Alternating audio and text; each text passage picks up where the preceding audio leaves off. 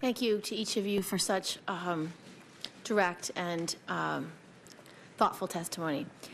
Each of you has recommended in your own way that you would like the disposition authority removed from the chain of command, and in fact, that there should be an independent legal review and a prosecution.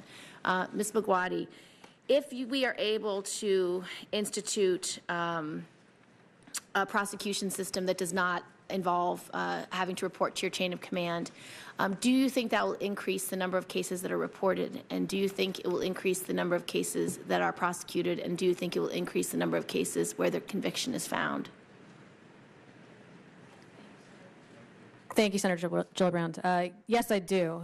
It's really a two-pronged system, though, that needs to be changed, right? We have the pipeline of accused being prosecuted and hopefully convicted, but also the retaliation that so many service members face in the process, which can't just be dealt with through the criminal justice system within the military. So yes, absolutely, an independent prosecutor being given case disposition authority, given convening authority will dramatically shift the way victims, I think, approach whether or not to report. Victims' care is a huge piece of that as well.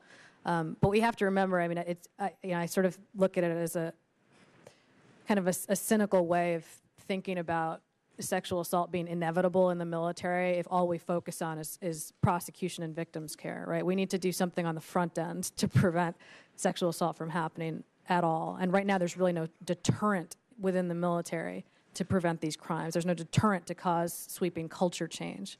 Well, do you think that if we have more convictions and justice is served, that will signal change within the military, that if you do commit these crimes, you will be caught, you will be prosecuted, you will be punished? Absolutely. It is a huge step we need to take, but I'd just like to sort of encourage the Senate to consider the fact that criminal justice is not a perfect system either in the military or the civilian world, and that victims need more than just a criminal justice system to achieve closure, to get any sort of full access to justice. And civilian victims right now within our United States have much more access to redress, and that's why the civil court system needs to be open to military victims as well. Right now, military victims have less access to justice than the civilian victims whom they have sworn to honor and protect and defend. And how do you think if you can open the civilian court system to victims, that will change the culture in the military?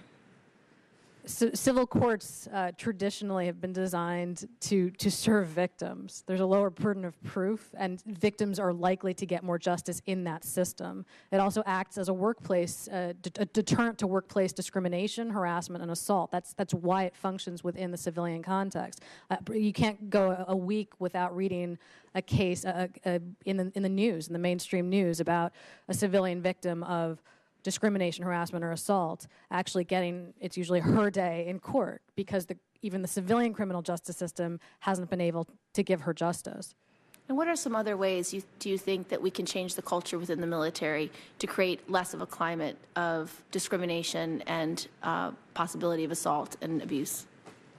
I mean, one very integral piece to this kind of unfortunate puzzle is really the legalized sex discrimination, which still exists in the military. And despite Secretary Panetta's fantastic news last month, only one military occupational specialty has actually been open to women, as far as we know, thus far. And so we're very much looking forward to what the service chiefs announce in the way of how the lift of combat exclusion will actually be implemented. But sex discrimination within the military goes hand in hand with sexual harassment and sexual assault. Thank you. For the other three witnesses, if you were able to have reported your case of sexual assault and rape to a prosecutor directly, how do you think it would have changed how your case was handled, and what differences do you think it would have shown? Ms. McCoy, you can go first if you like. I really have to reach back over 20 years to think about it, but I believe I would have moved forward with, pursuing some type of pursuing it. I wouldn't have backed away.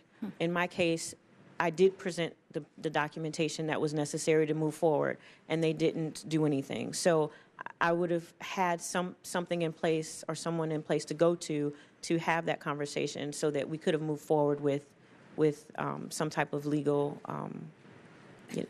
process. Ultimately, I would have still had my career. I would have still been serving. I would not have been forced out. I would not have been scared for my life because I would have had someone, an intermediary to go to. Ms. Avrilla? I'm not sure if I would do much differently. I was in a unit of 22 people, even if I had an independent prosecutor. Up until, I believe, not this year, but last year's NDAA, there was no potential for base transfers. So had I actually gone through with a full investigation while serving, I still would have had to live with many of the men who were abusive towards me, and that's not anything that I would have ever wanted to go through, independent prosecutor aside. The challenge is partially changing the culture within the military of how women are viewed, and until some leadership is held accountable for the actions of some of their subordinates. When leadership is allowed to push those things under the rug, when leadership is never made to stand for the actions of others that they, hands down, could have easily said, this is unacceptable behavior, it will stop. Until that happens within certain units, I mean, not all units were like mine, I just happened to get a bad one. But had I been in that situation with that unit, I still probably would have not reported at that time. Mr. Lewis? Thank you for your question, Madam Chairwoman. I want to be absolutely clear that my perpetrator was not just a perpetrator against me. He had perpetrated this crime against other victims at that same command while under the command of the same CO. So yes, an independent prosecutor would have made a world of difference. It would have gotten the reporting outside of the chain of command and not enabled my commanding officer to sweep this under the rug.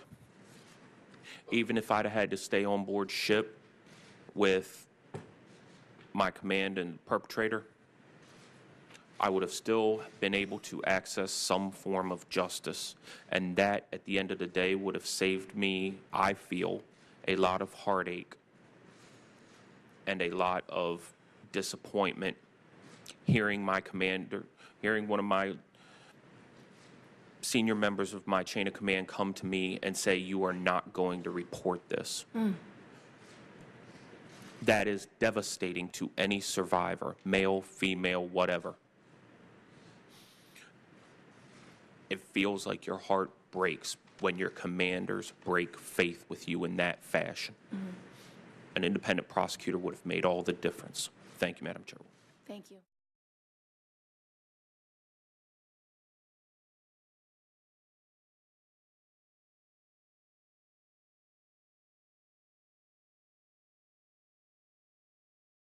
This has been a Sunfish production.